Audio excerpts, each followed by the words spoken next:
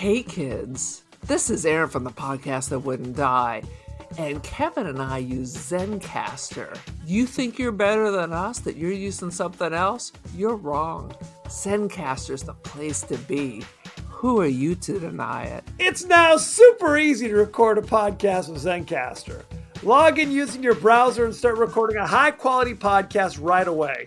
Record studio-quality sound and up to 4K video with your guests. Go to zencastr.com/pricing and use our code DIEHARD and you'll get 30% off your first month of any Zencastr paid plan. We want you to have the same experiences we do for all our podcasting and content needs. It's time for you to share your story. Only a fool would give up a chance for a 30% discount.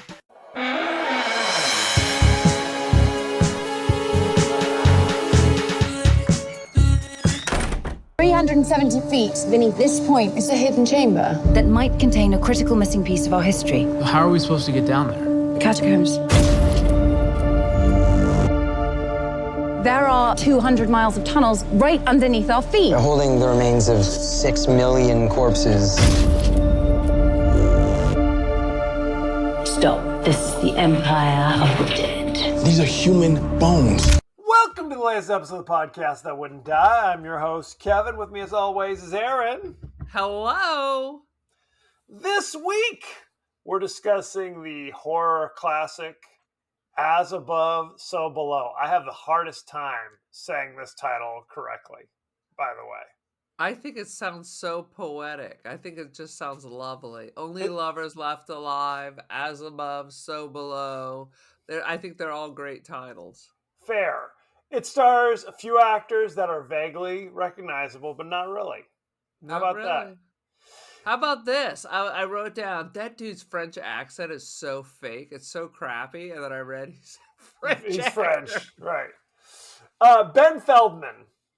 It was the guy, the boyfriend-ish character, and he was in Mad Men for a few seasons. Yes. He was also in, the new Friday the 13th, the remake. And right now, Yes. he is in Mayfair Witches. Oh, is he really? Yeah. I recognized him. I recognized him in Mayfair Witches going, who's that dude? Do I hate him? Was he on Gilmore Girls? Why are his eyes so big? And then I did some Googling. Yeah. That's neither here nor there. I always forget he was in Mad Men. And I'm angry that I cannot rewatch Mad Men. I keep wanting to say Med Men because our sister worked at a cannabis company called Med Men. Correct. But what I want to say is Mad Men. I would like to rewatch the series, but I would have to pay, and I'm not going to do that. No can do. Each week on the podcast That Wouldn't Die, we discuss guilty pleasures and forgotten classics of the horror and sci-fi genres with a comedic twist. Aaron, what's the latest? Oh, dude. Been learning about AI all afternoon, and I came home and made like a Weight Watcher friendly cottage pie. I had to go to the Walmart neighborhood grocery, which is a treat. And by the time I left with my 4 items, suddenly there was 9,000 people there. I was like, son of a bitch. Can I say I had never heard the term cottage pie until this last weekend when I was at our brother's St. Patrick's Day soiree. Would you tell people? I'd heard of a shepherd's pie. He's like, not a shepherd's pie. Not a shepherd's pie. Why? Shepherd's pie is made with lamb. Yes. And a cottage pie? I use ground beef. This recipe also called for pork, and that didn't sound right. Because I was just in a hurry, so I just wanted to get... It's like ground beef and onions and peas and carrots and with a little Worcestershire and a little tomato paste. And you make a little gravy, and then you put it in a pan and put mashed potatoes on top and bake it till it's crispy. It is a treat. And the reason I made it is because my son made a giant pot of the worst mashed potatoes. They were disgusting.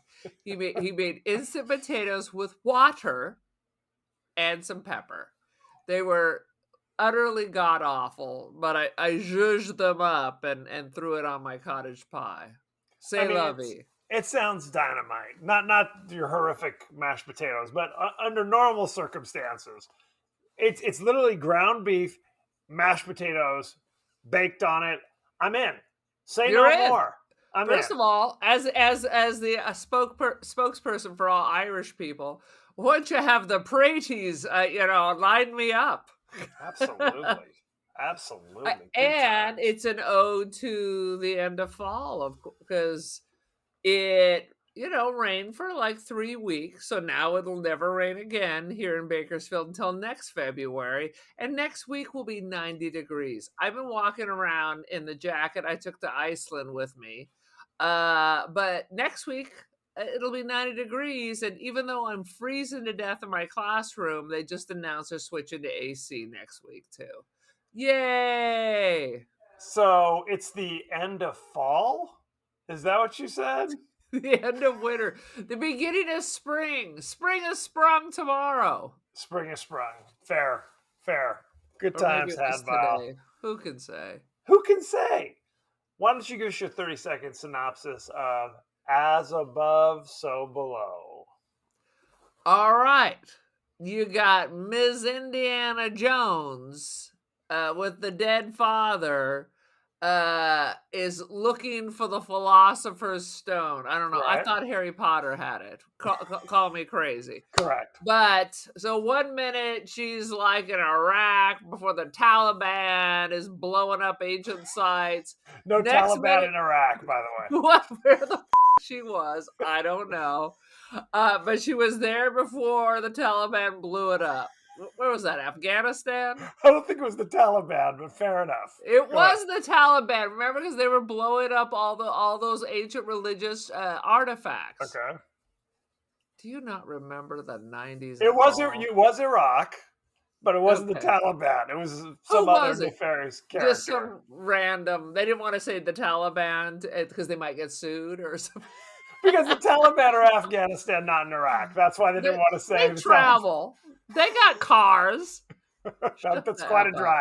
But that's not a hero. Well, quite frankly, it was like an Egyptian artifact that she uncovered either way.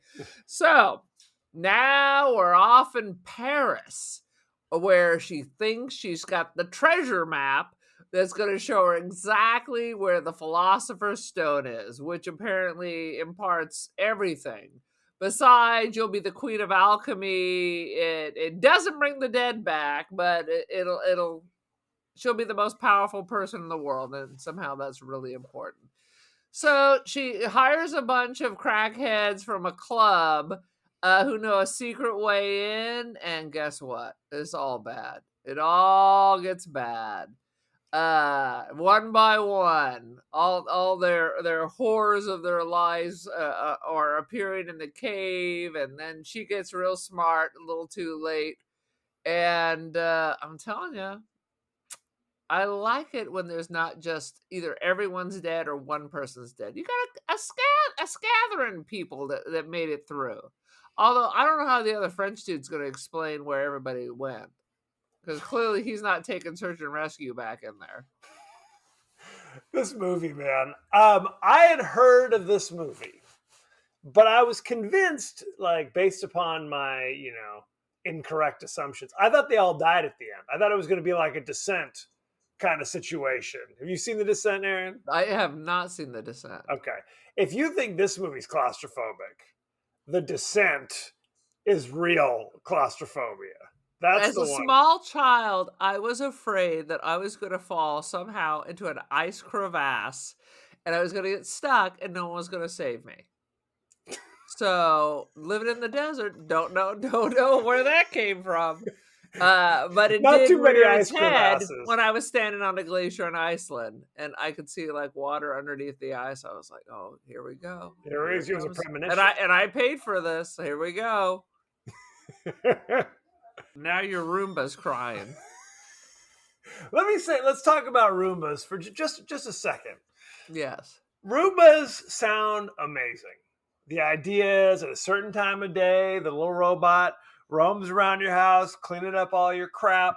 and then goes back to its little perch to recharge itself. Wrong. That second step never happens. So it wedges itself somewhere, and then hours later, crying. first it cries. Maybe you hear it, maybe you don't. And if you don't hear it, then it's like this twisted Easter egg hunt where you're digging through the house, much like the search for Nicholas Flamel's Philosopher's Stone. You're looking through, pulling up old dusty things, trying to find, where is a Roomba? Where is Roomba? It's a nightmare. My Roomba has never returned. No. It's an older one, so it doesn't go off unless I tell it, make it go off. But it is never. I believe at one point that was supposed to be the dream, but it has never. I can lock it in the same room with this little charger, and it avoids it. It doesn't want to charge itself. It doesn't. Goodbye, cruel Just world. let me die. Let me die. Pretty much. We had never seen this movie before. Is that correct? No. This is the first time watch for me as well. I don't remember seeing ads for this either. This is just one of those movies that kind of popped up on a list somewhere of movies that exist.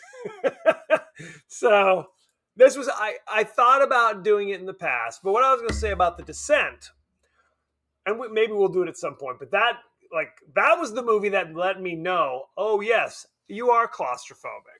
Because it's spelunking where you're slithering down into those caves where you're just that's not even claustrophobia. That's just good sense.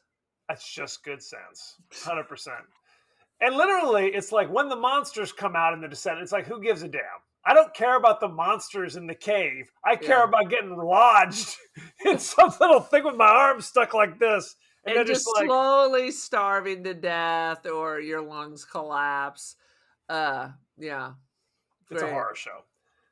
That's neither here nor there. Sweet Jesus. So why don't we jump right into the highlights, Aaron? Well, let me just tell you the reason I chose this. Because I had just been talking to someone. Because you and I had both been to the Paris catacombs at some point. Right? Correct. I went like in 89. 97. 97. I'm sure it hadn't changed that much. No. Basically, Paris ran out of space and dug up their graveyards. And really, I mean, this was like the 1700s, 1800s. The people they dug up, there was no meat left.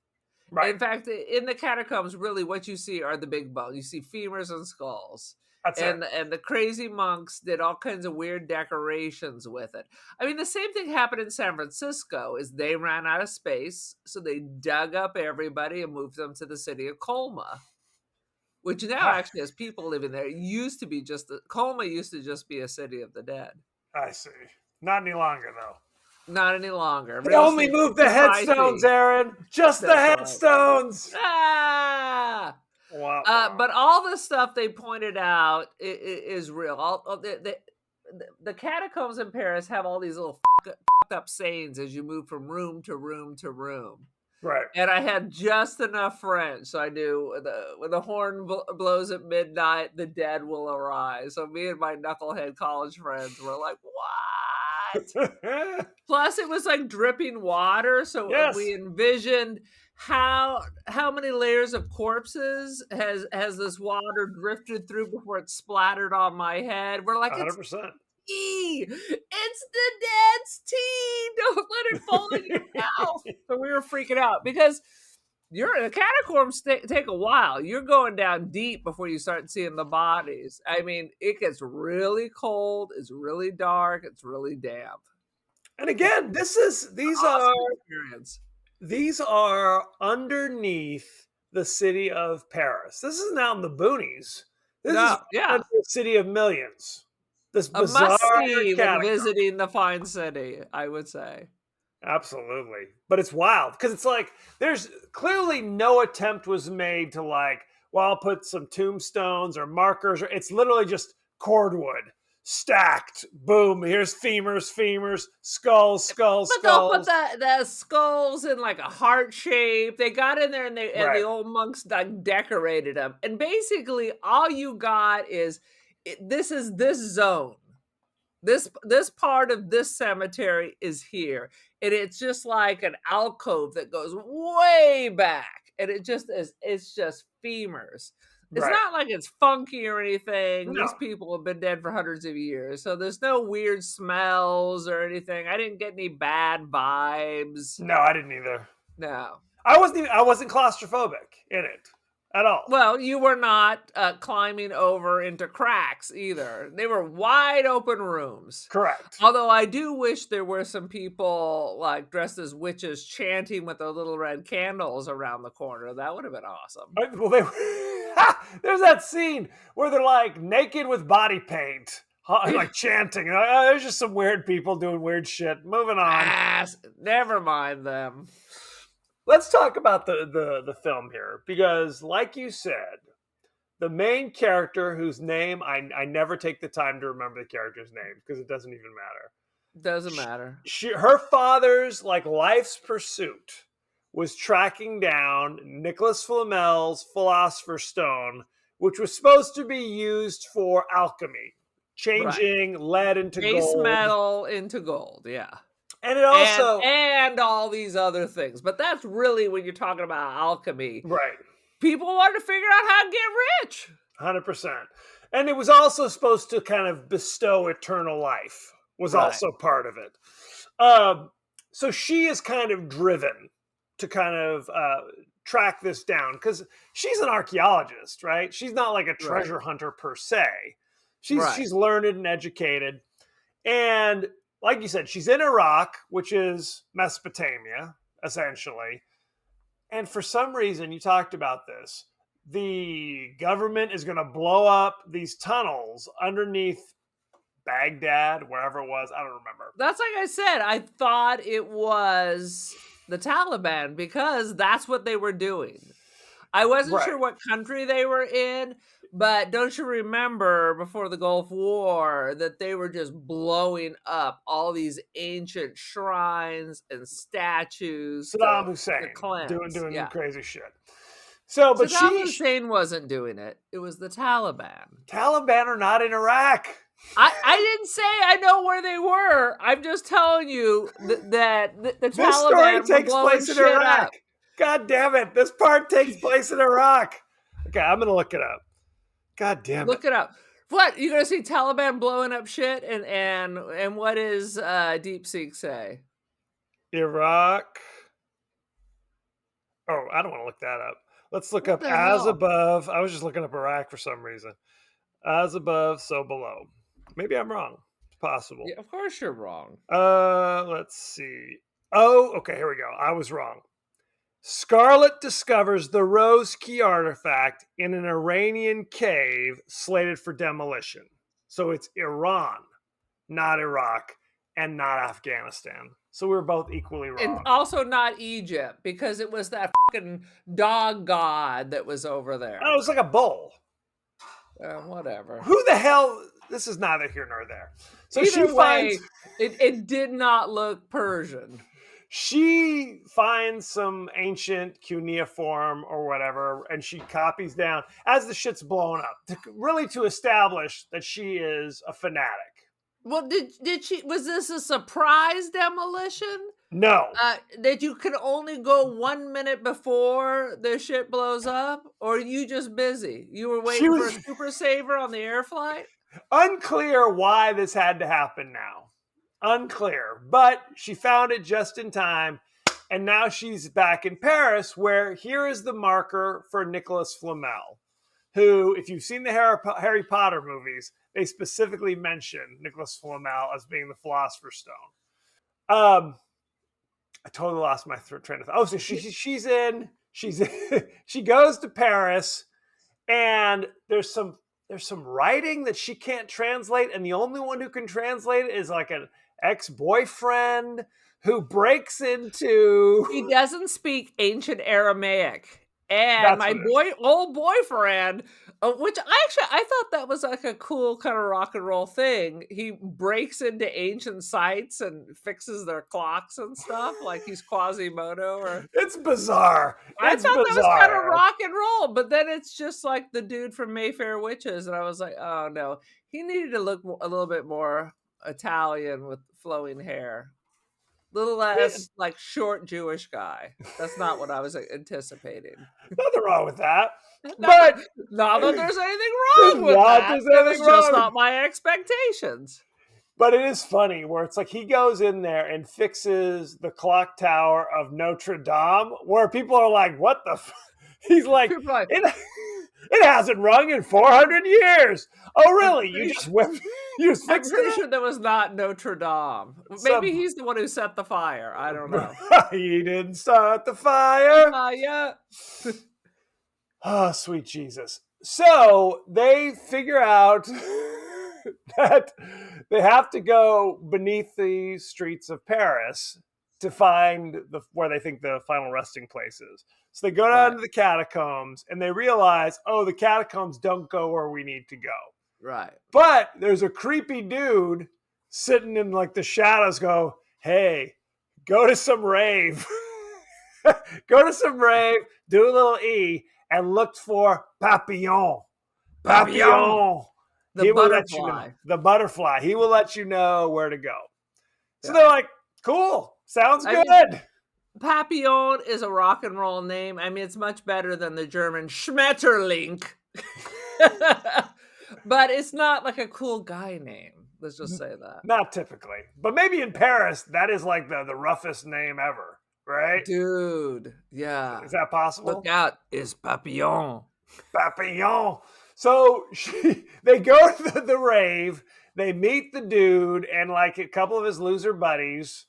And they're like, yeah, we'll show you how to get down there because we hang out in the sewers. We're like the Chud. Is that how it is? We are the Chud. We're the Chud on E. That's us. Yes, 100%. But I mean, so they go down under there.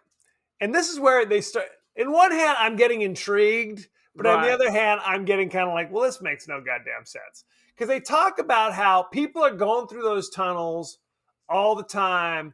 No problemo. There's one tunnel you don't want to go through.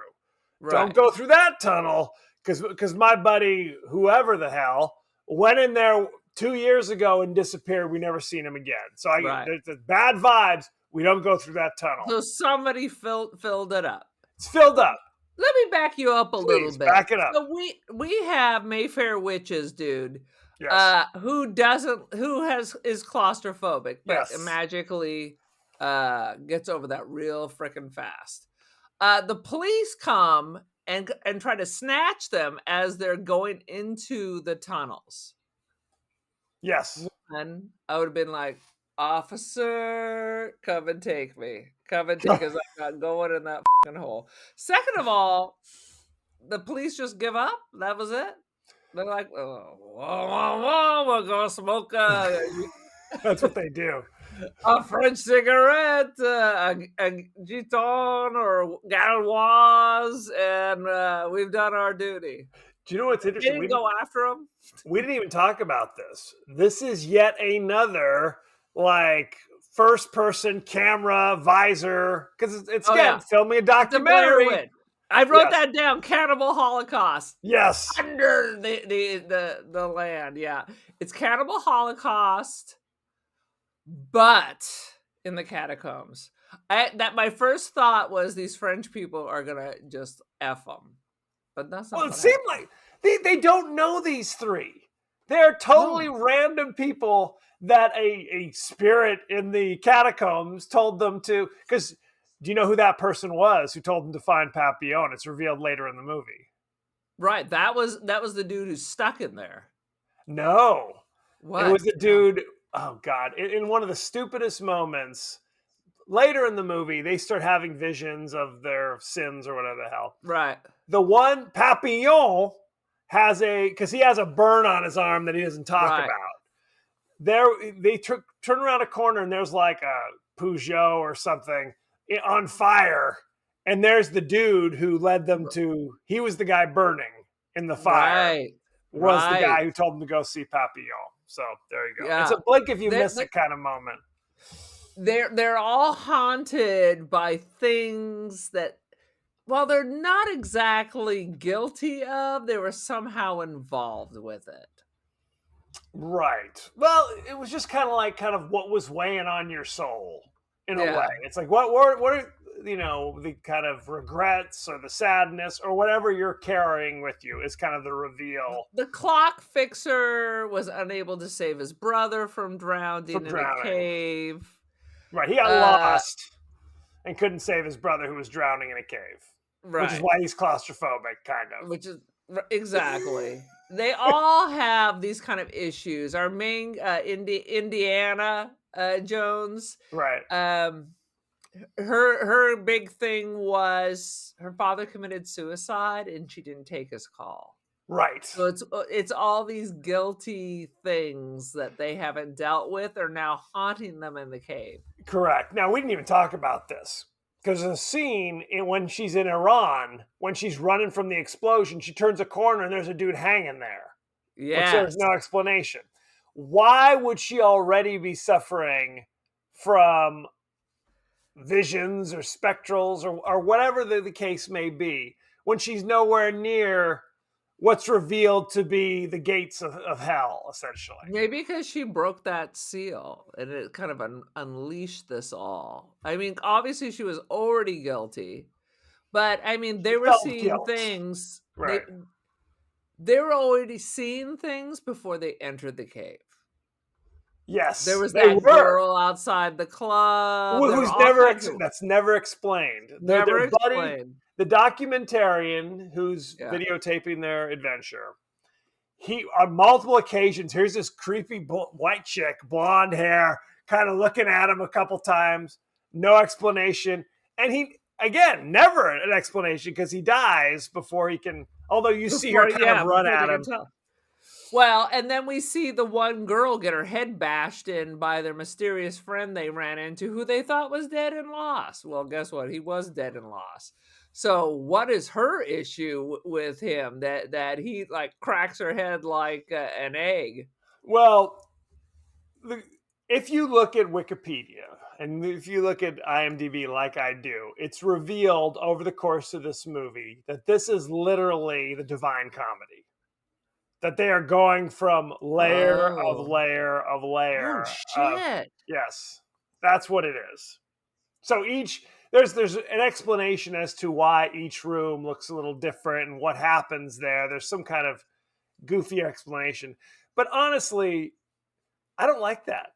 I didn't find that nearly as interesting. Just having them go because honestly, you don't see much. I mean, do you like it less because you looked it up versus your ignorance? Okay. Let's jump. Did you look it up before or after? I looked it up after. I thought it was decent. Yeah. Before, not spectacular. I don't want to give away my rating. I thought it was decent, but I found it I felt it should have been scarier. And the fact that this kind of Dante's Divine Comedy or whatever is it who wrote the Divine Comedy? Is it Milton or is it? I don't remember. Dante's Inferno. Dante. Is it Dante? Come on. Right. Milton's Paradise Lost. My bad. It's Dante. Dante's Divine Comedy. It kind of makes it less interesting to me. Spoiler alert. Now I'm going to go back and look it up because Lord knows I have not read the Divine Comedy, but I have some vague idea. I went to an exhibition. Dali illustrated the Divine Comedy, so I went to an exhibition of just the illustrations. So it would be interesting. I'm going to go back because I can't remember. There was a hell for adulterers. There was a hell for money lenders. There were all these different levels of hell. Well, and the friend who disappeared for 2 years was in limbo. Okay. Basically. And there's he point, was angry about that. And he wasn't thrilled about it.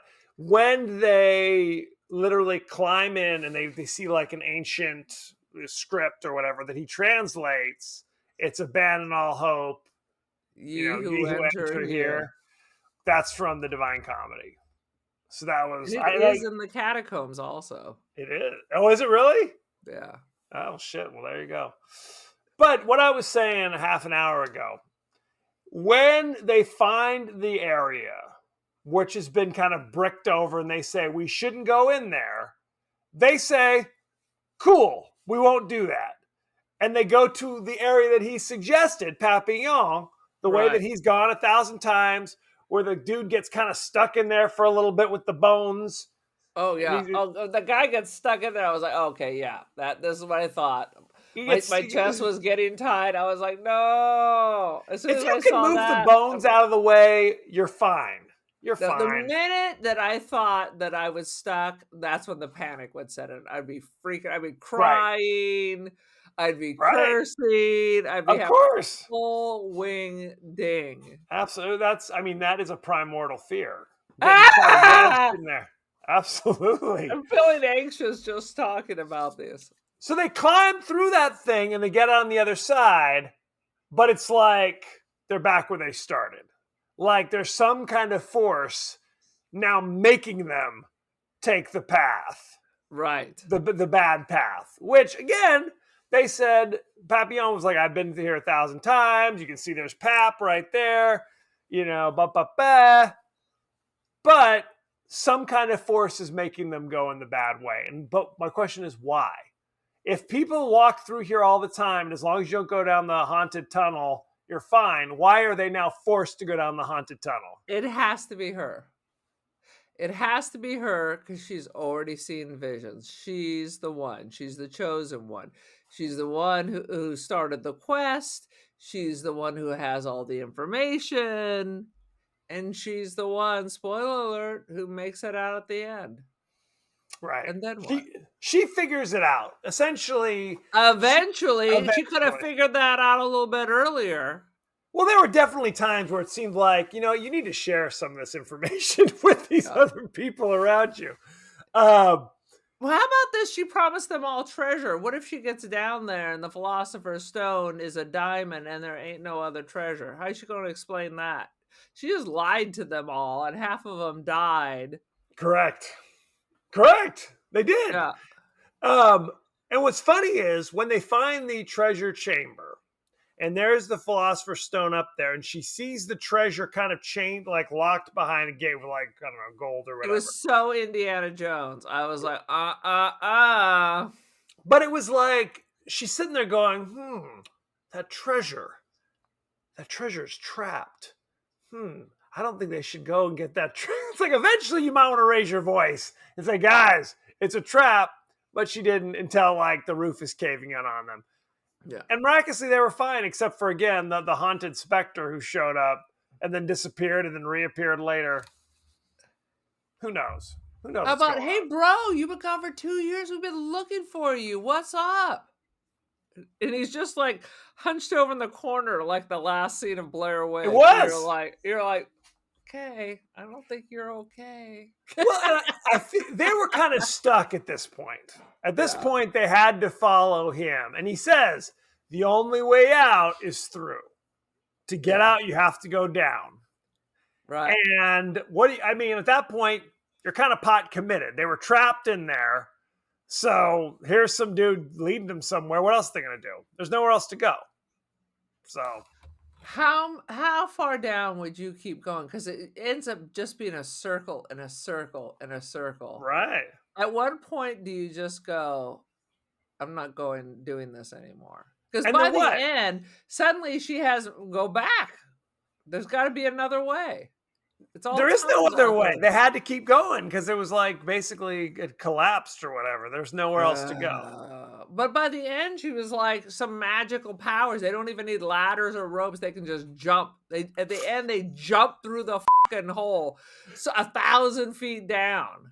We have to talk about a couple of these scenes. There is a scene towards the end when they're in a room and there's some dude sitting on like a throne wearing like a black robe who just, to me, just looked like some dude at the party supply store. You know what I mean? Bought a $5 robe. It's the last Indiana Jones. It's the Grail. It's like the old Knights of the Grail. You see them twice in this. Now, were you scared when they're leaning against the wall with the faces on it, and then like a zombie-ish, Fulci kind of move, pop out of the wall, and they bit that dude? They bit that dude. I like that. But what I liked even better at the end, she just didn't give a shit, and she'd like just punch him in the face. She's multiple like times. 5'4" at the end. She's just punching him in the face and going on about her business. She's like, right. I've had enough of this shit. Let's go. Homie, her boyfriend, her erstwhile boyfriend, who's like, whatever happens, that time in Budapest was the finest time of my life. And she is literally, you see her running back because she realizes I have to put the stone back in the spot, and then now I have the powers. It was in you all along, Dorothy Gale. Yeah. And she's running. There's no place like home. There's no place like home. When the zombie dudes are there, you see her running and she does it like 4 times where they come up and she goes, pow! And they go just flopping on the ground. I'm like, who are these dudes? They suck. It's almost like the lucid dreaming you have to do with Freddy Krueger. You're like, you're in charge of this dream. Correct. It's my dream. We're all in it. I'm taking charge. Right. Boom. Well, it was funny because at that point there's only 3 people left. Yeah. It was her boyfriend who has a massive neck wound, like a bleed from a zombie bite. Yeah. And then the French dude whose name, what was his name? Zed? Was that his name? It wasn't Papillon. He was the 3rd French person who was barely a character. Barely a character. Exactly. He was just like the background guy. They're like, let's keep him. He really doesn't speak. We don't have to pay him that much. Well, I was thinking, how would you feel if you're that French dude? Where the girl who's like, I'll be right back. You stay with this dead body. I'd be like, I think we should stay together or something. I'm not sitting here with the zombies running around. Dude, I'm not staying with the Fulci monster. He's going to be like, oh, no. For reals. No. Come taking a nibble on my neck. No. Bibble. No thanks. And then they come to a hole and they're like, hey, man, we just got to jump down this hole. But first we have to admit our shit. So what is it? Yeah. It's the dude is like, yeah, like you said, my younger brother died of drowning when we were in a cave and I went back for help, but I got lost, so he drowned. Right. Her story is her dad was committing suicide and called her and she didn't take the call, which is also why she's so obsessed and following. So she goes up to her ghost dad who's hanging by his neck and gives him a hug and said, if I had known how sad or whatever, I would have come and been with you. Yeah. So and then it cuts to French homie's like, I don't know. I'm a deadbeat dad. I'm going to try better in the future. Okay, cool. Moving on. He's like, I don't know how I got wrapped up in all this nonsense with you guys. Look, I missed a couple payments it's like some kind of confession when you're in 6th grade. I took the Lord's name in vain. Forgive me, Fada. Fada. So they jump down in the hole and they're fine. And they find the manhole, but it's all upside down because as above, so below. They move it and they kind of do this thing. Dude, that was slick, though. That was slick. It was kind of good. They had to... Because they're kind of like upside down in the world. So the manhole cover's on the floor and they climb through it. And it's like now the world is right side up. So it's like this thing where it's and everything's fine. Moving on. They sealed up the manhole and they ran to Charles de Gaulle Airport to get the out of there before the police got involved. You better believe it. So any other notes or thoughts or feelings there? What you got? Let me see here. I already complained that I thought the dude had the worst French accent, that I looked him up and he was French. Right. No. That's it? As above, so below? The image of his little brother through the cracks of the floor and the water. There was some good... Weak. That was weak. I have to say, I liked it, but there were weak moments. Yes. But overall, I have to say, it was pretty gripping. Let me say this.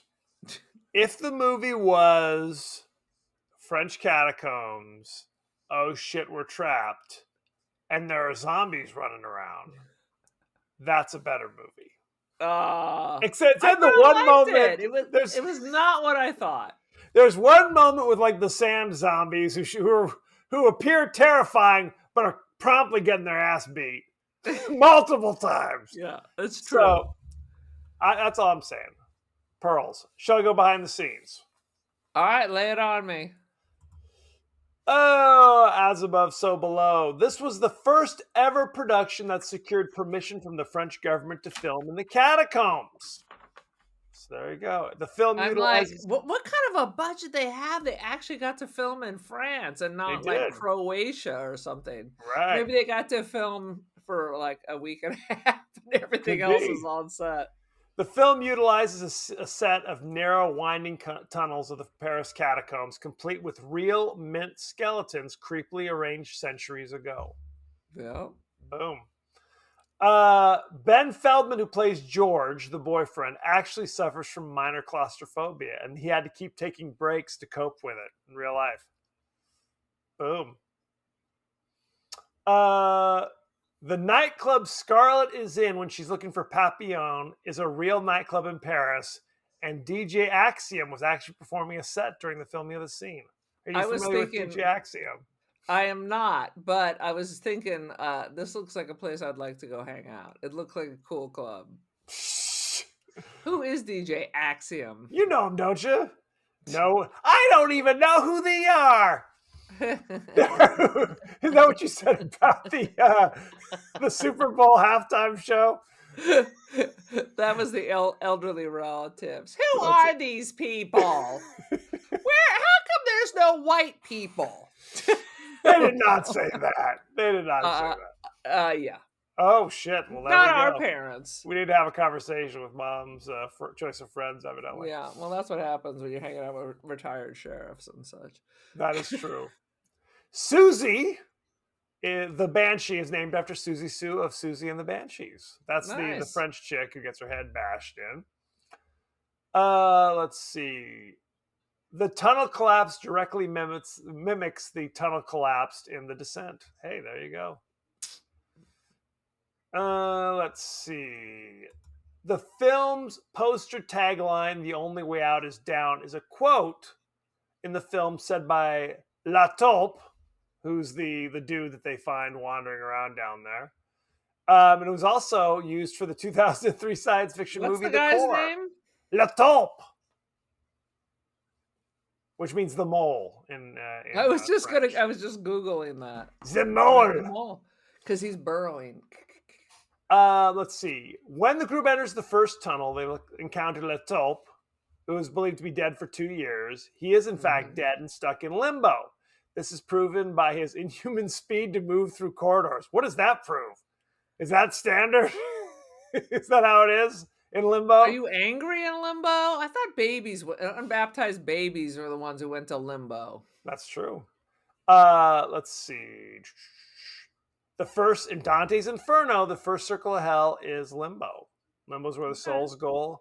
Where the souls go, where they've done no evil, but haven't been good enough to get into heaven. That's what they say.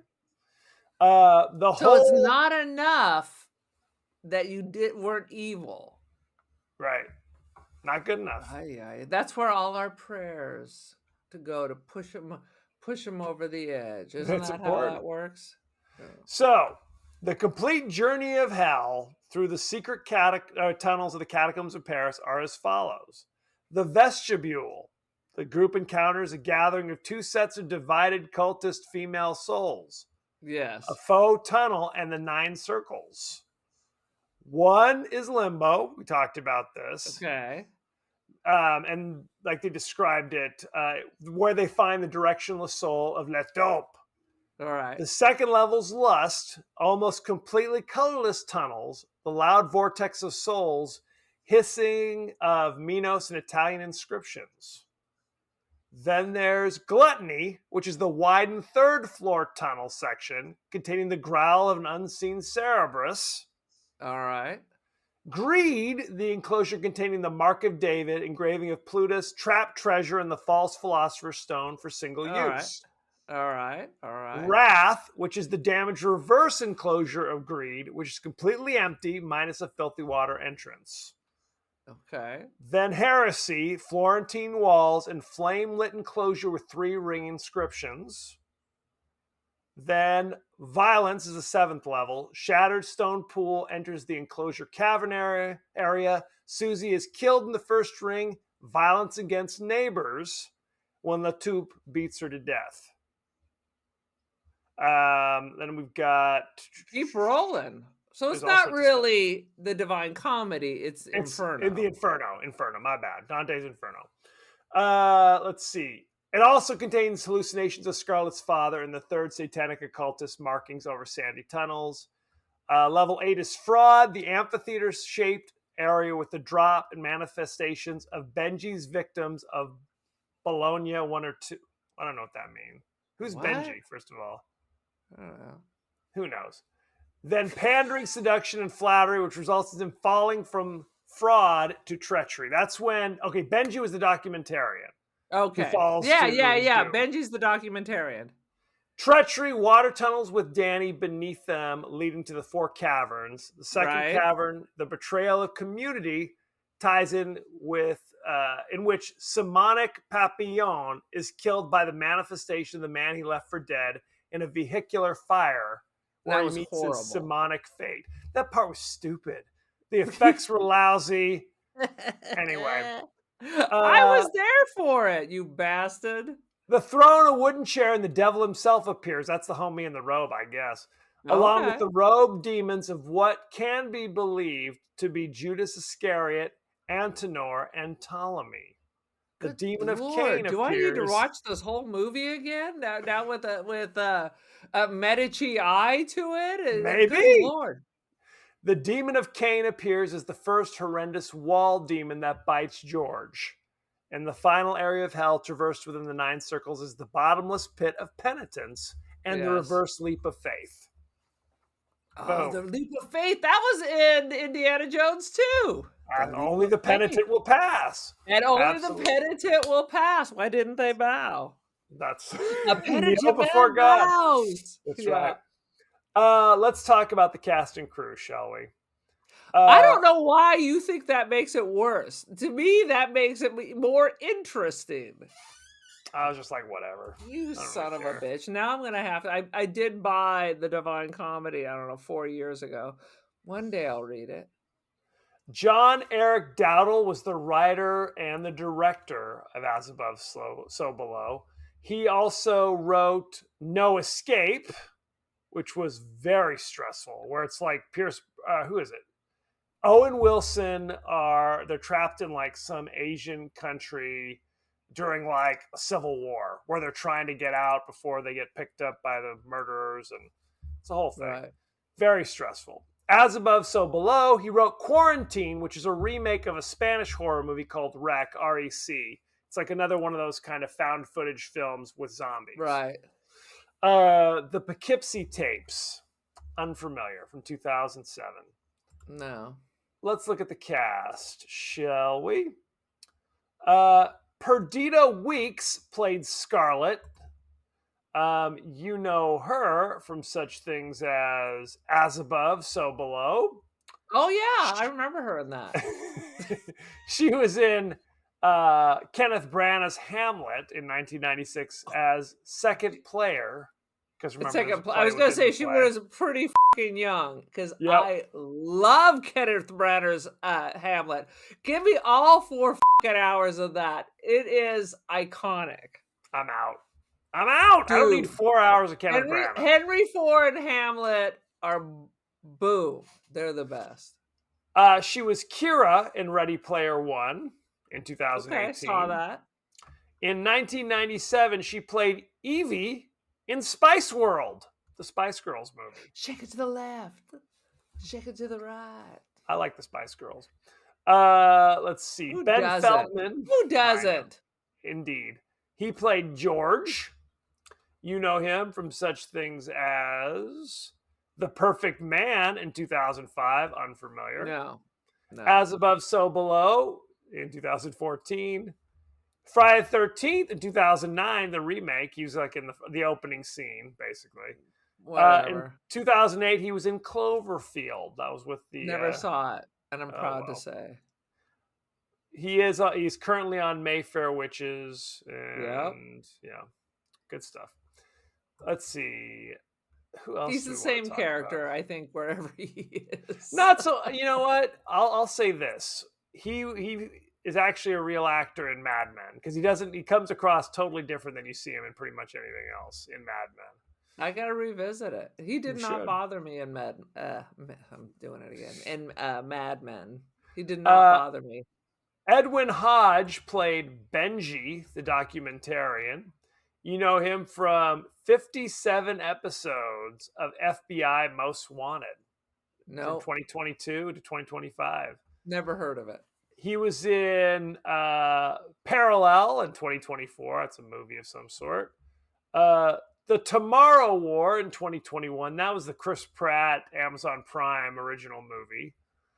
And he was in one episode of Winning Time, The Rise of the Lakers Dynasty, playing a lesser-known Laker, Ron Boone, for one episode.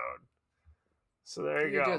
You might as well just be speaking another language. I don't know any French. Oui.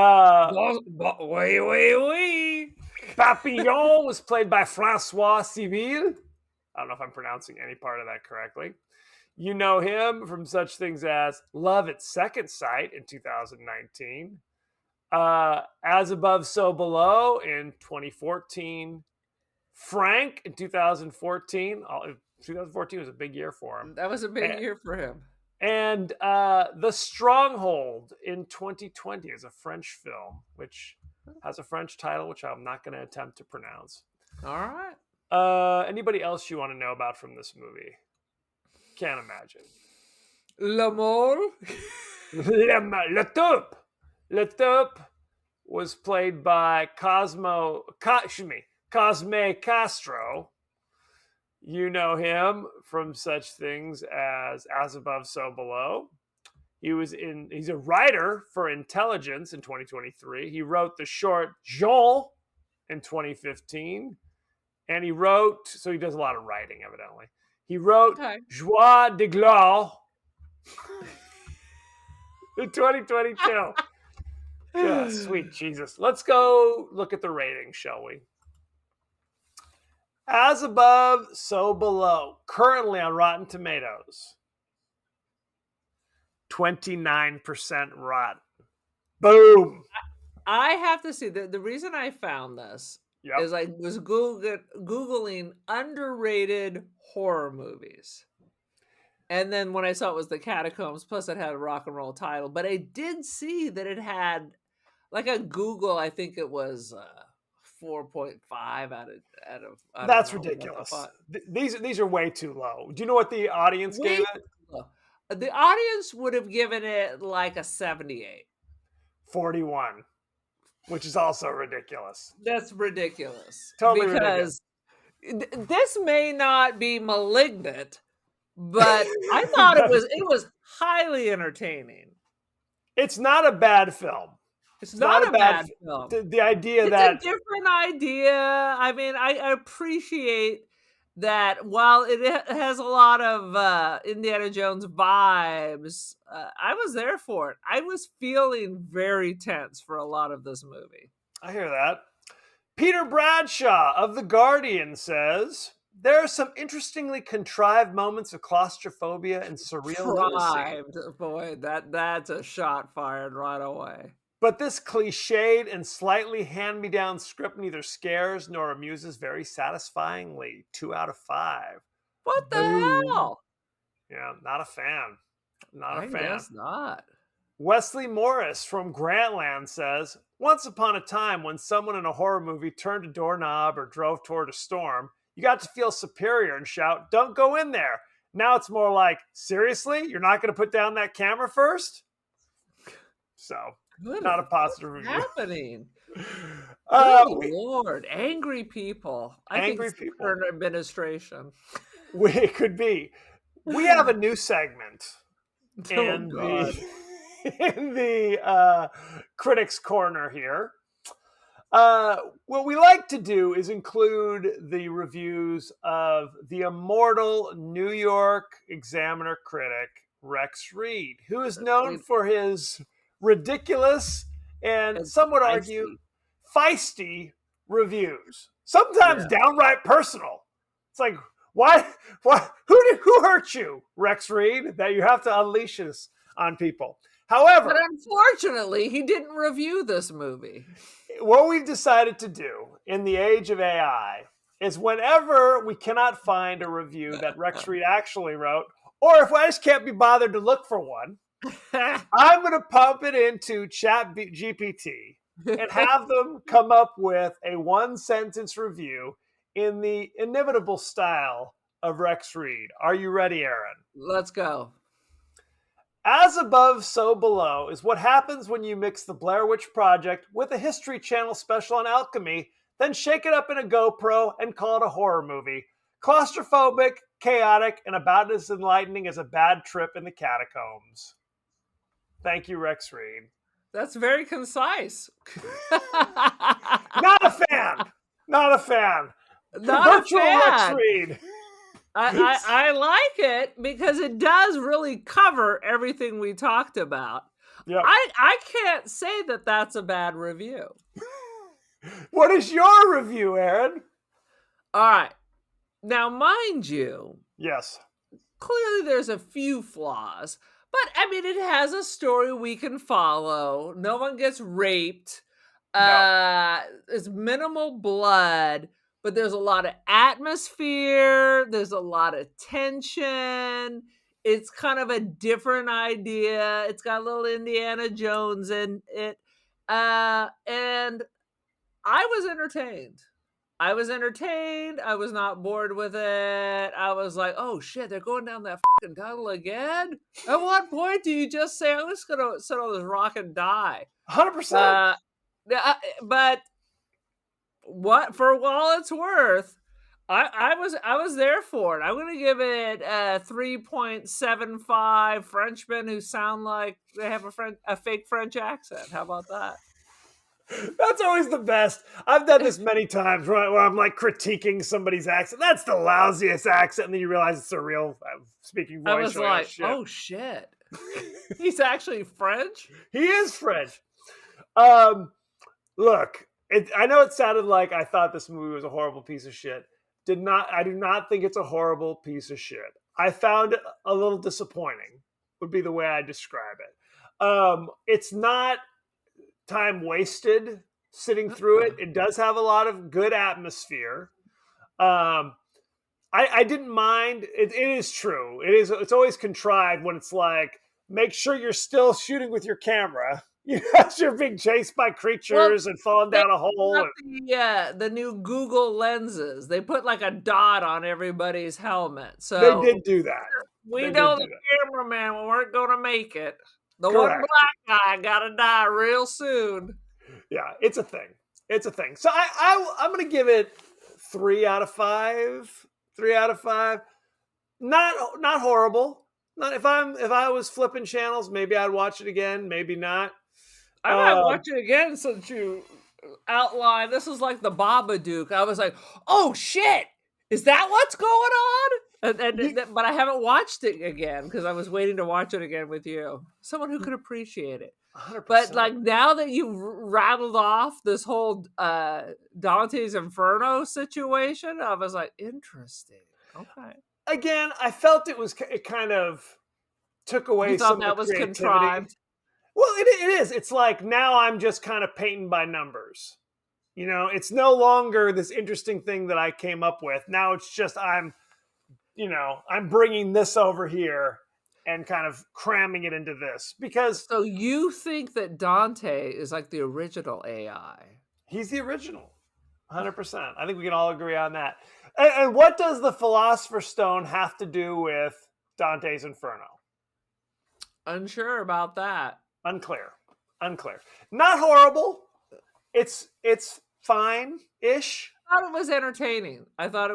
Wasn't boring. It was suspenseful. It was stressful. If you've got claustrophobia, this is going to touch on all that. Or maybe you don't care if you're just jammed in a rock and pile of bones. With and bones you're like, on you. This is just a Tuesday, Right. Wrong. Good grief. So, any last thoughts, Aaron, before I move on with my life? Aaron says check it out. Okay, there you go. Listen to Aaron or listen to Kevin. And if you happen to stumble Kevin, your on it, rating was almost the same as mine. With all your belly aching and complaining. yeah, but you love it. You say you love it. 3.75. I say it's mediocre. I love it. 3. Anyway, so thank you very much. Go across our social media. We're on Blue Sky, Threads. We're on TikTok. We are on Instagram. You can be watching us on YouTube at this very moment, for goodness sakes. You can also email us, the podcast that wouldn't die at Gmail. We are on Apple Podcasts, Spotify, anywhere the finer podcasts are available. So don't forget to like, share, rate, and review. Won't you? And kids, Kevin has been taken over by AI. So expect to see more and weirder things chosen by AI that we will be releasing on the Ticker Talker. AI is now controlling Kevin. He is the slave to AI. Everything we do moving forward from this day is controlled by ChatGPT. I'm not entirely in agreement with that statement, but I'm not. Eventually, you will be replaced, and I will just be talking to a bot. Because you're an idea person, right? I'm an idea person. What is your social media situation, Aaron? Damn it all to hell. Dude, I'm about ready to dump Threads because I couldn't give a f***. I'm thinking I might get rid of Threads and Tumblr.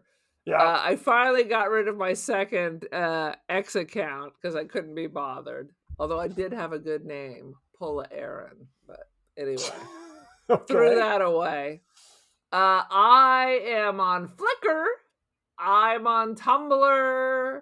I'm on Instagram. The Cult of Aaron. Join the cult.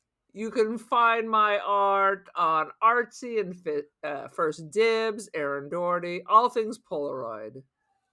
Polaroid.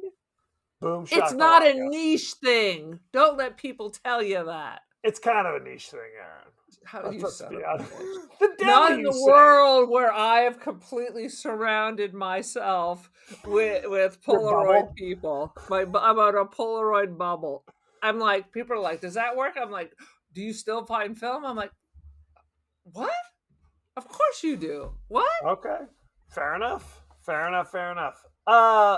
As we like to do from time to time, we like to share the thoughts and feelings of our friends across the interwebs. Aaron, what you got? I got something. This in regard to our recent WTF video on the Ticker Talker of Krull, which I did not hate. Don Isidro, great 80s cheese movie. I love it. Only the king and the grand marshal have the keys. That's right. I don't know what that means. Do you know what that means, Aaron? No. Because they're taking off the cuffs of the dude, the head of the bandits. Only the king and the grand marshal have the keys to these cuffs. I've already blacked it out, and when I hear the word Grand Marshal, like a parade. I think of the Rose Parade. Right. Only Bob Eubanks has the keys to these cuffs. Anyway, next week we're discussing the horror classic The Witch, directed by Robert Eggers, starring Anya Taylor-Joy. Where can you watch this, you ask? Well, this is an important question. Yeah. Is it free? That's very important. Not free. Not free at all. You could pay $3.99 on Apple TV, $5.99 off on my taxes. Come and knock on our door. $5.99 on Amazon, $5.99 on Fandango at home, $7.99 on YouTube to rent. This movie's been out 15 years. It's like 15 years old. And really, I threw it out there because I hated Nosferatu, again. And I wanted to see what other piece of shit Robert Eggers is going to throw at me. Because I do believe I hated The Witch when I saw it at the theater. Oh, that sounds great. I'm glad you recommended it. So let's just double down. Let's see what's going on with that. Let's see if it's true. Let's see what's going on. So check that out. Send in any favorite scenes, favorite quotes, comments, and questions, and we may talk about it on the show. I do remember something about the goat being an asshole. Well, we'll have to ask Rex Reed about it next time.